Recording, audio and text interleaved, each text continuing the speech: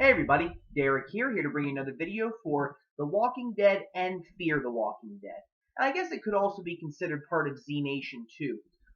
This is more of a concept kind of video, something that I was thinking about as Fear the Walking Dead was, the information was getting released. And something that I noticed is that a lot of the characters in the spin-off they are family members of each other. They're related, they know each other. So this show is going to be a lot more about family in The Walking Dead.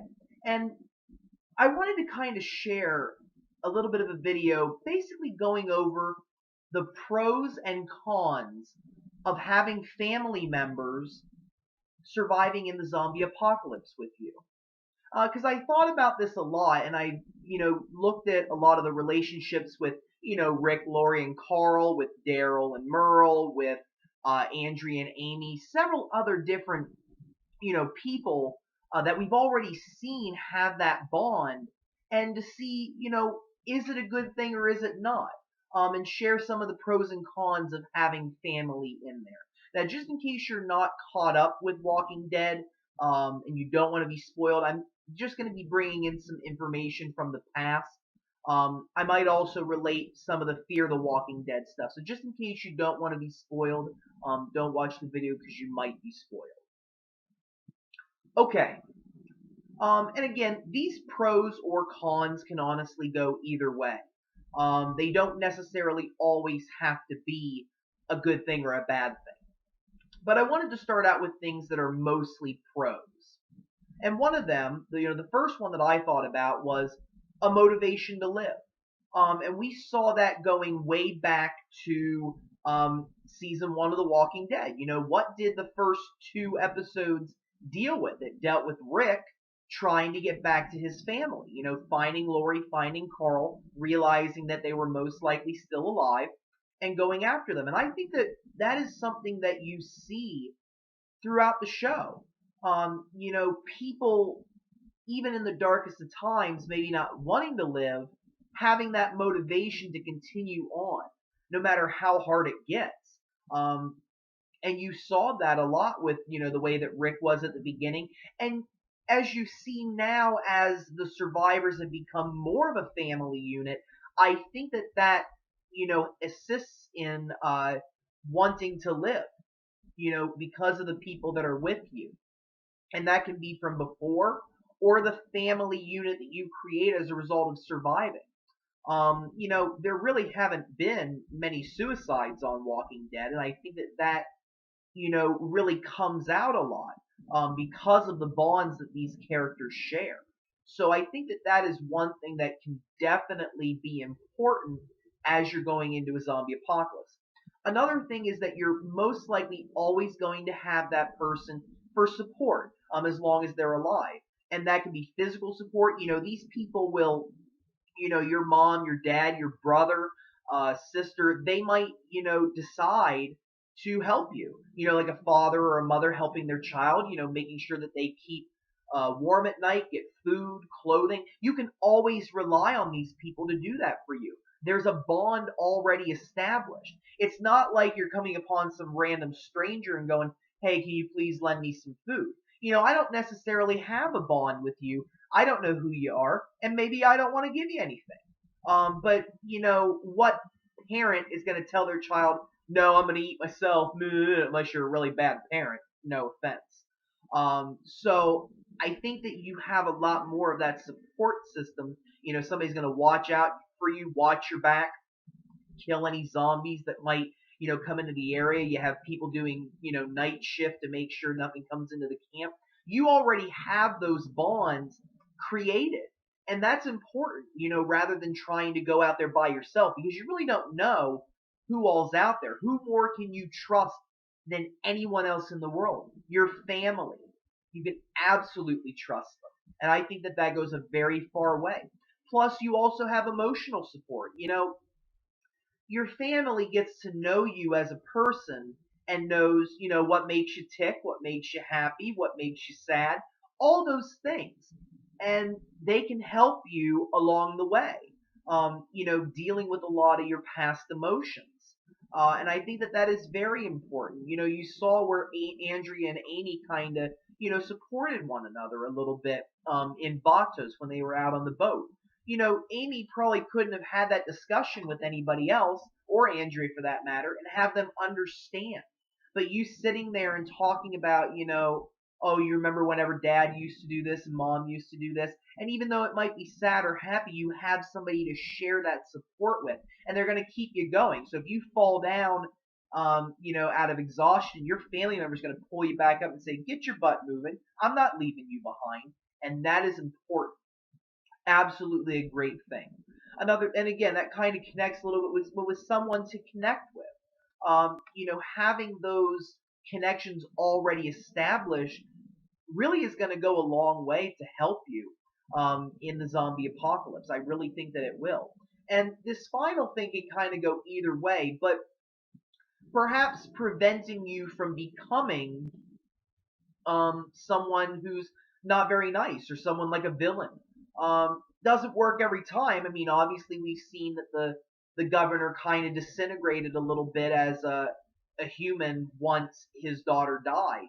I have not read the Governor novels yet, honestly, so I'm kind of a little bit limited, but I always like to go back and think about, you know, I don't think the governor started out bad.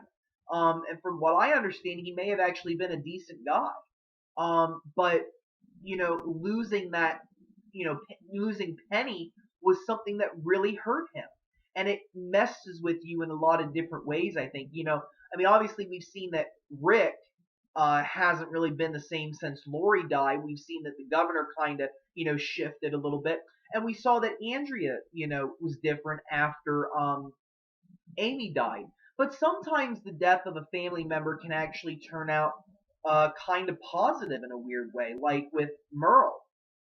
I think that Merle's death really stopped Daryl from being held back by his brother and finally coming out and becoming somebody who was a lot better as a person, a lot different, and somebody that could take the reins and be a leader. Because he didn't have his brother telling him anymore, you can't do this, Daryl. Nobody cares about you, Daryl. Daryl was able to come up with his own, you know, belief system and kind of implementing what he wanted to do.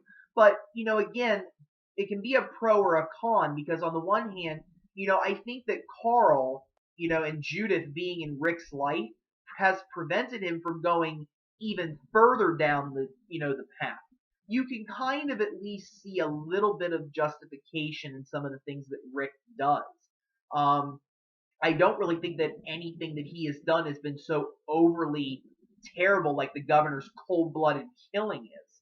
And that's debatable, obviously, but I think that you can even the most terrible things like hacking Gareth with that machete, you know, him killing Bob, Officer Bob Lamson, you know, those things are terrible, and even his attack on Pete can be seen as borderline. But I think that in a way, Rick's children prevent him from going too far down, you know, this path of being lost.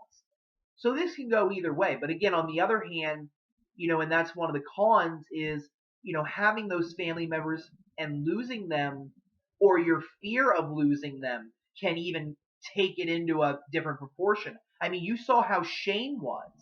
Um, you know, Shane not wanting to lose Lori and Carl, and when Rick comes back, it's like, oh, well, you can't love her anymore because the husband's back. And you saw how much that hurt him, affected him, and made him, you know, disintegrate a little bit in his humanity, how he became this, you know, villain, how he became a cold-blooded killer just to get what he wanted.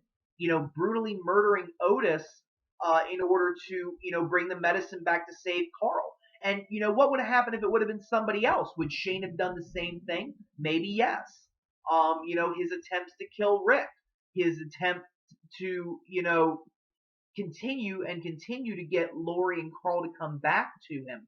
You know, those kind of connections can be dangerous.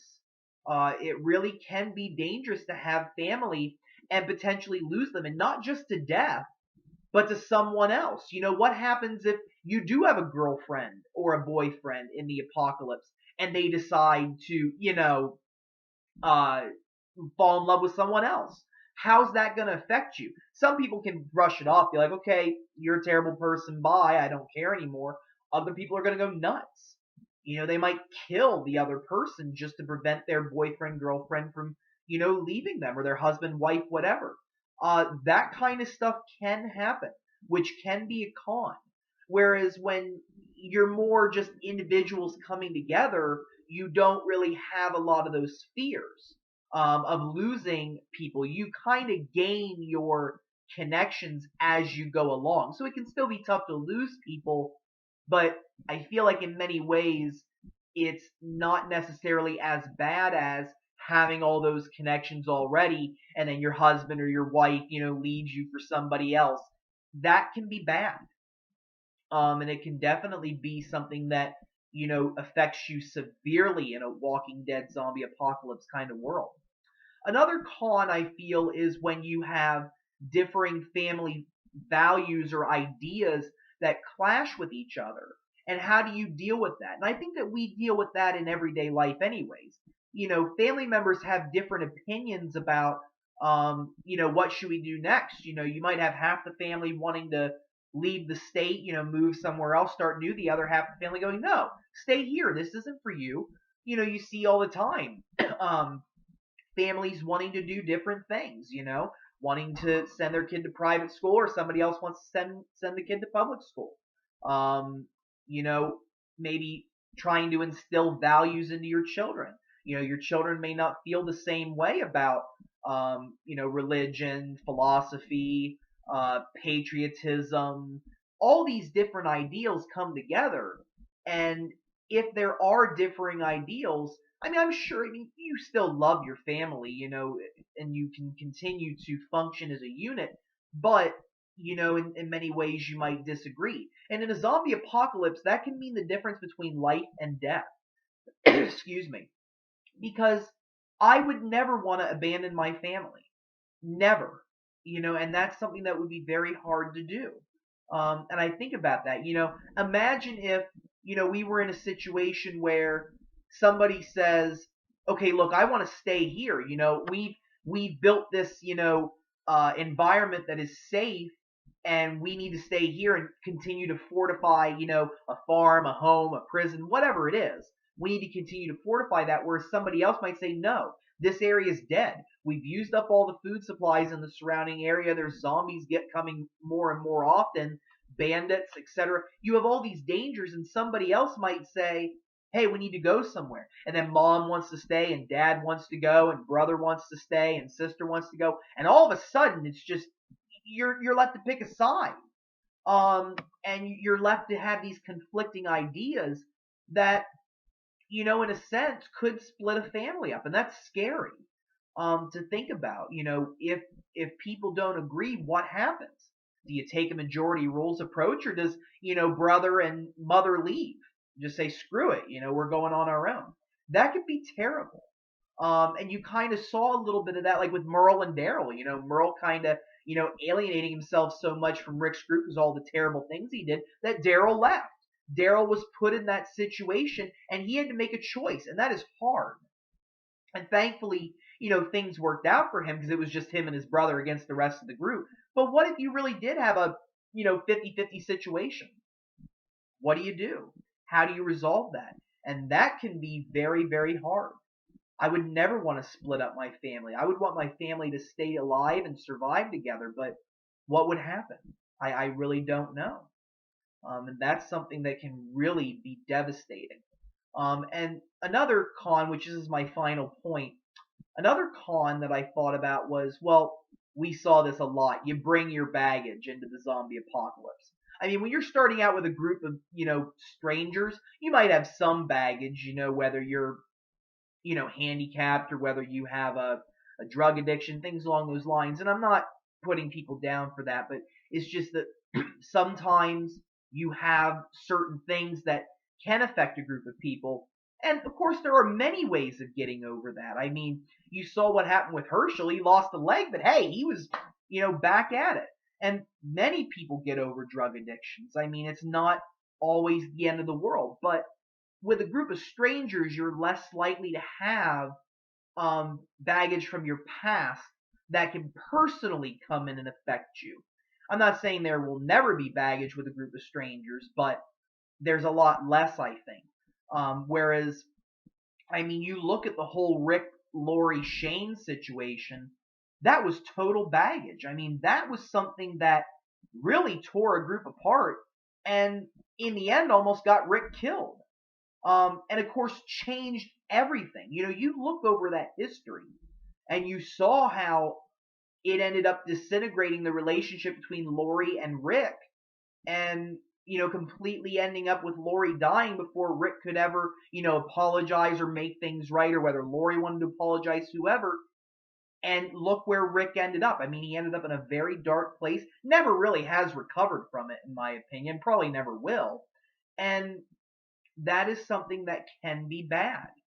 That can really hurt you. If mom and, dad, were having problems before the zombie apocalypse, like maybe they were getting ready to divorce, now they're thrown in this situation. I'm sorry, but your previous baggage does not go out the window just because the world ends. I really don't think it does. And we've seen that as an example in Walking Dead.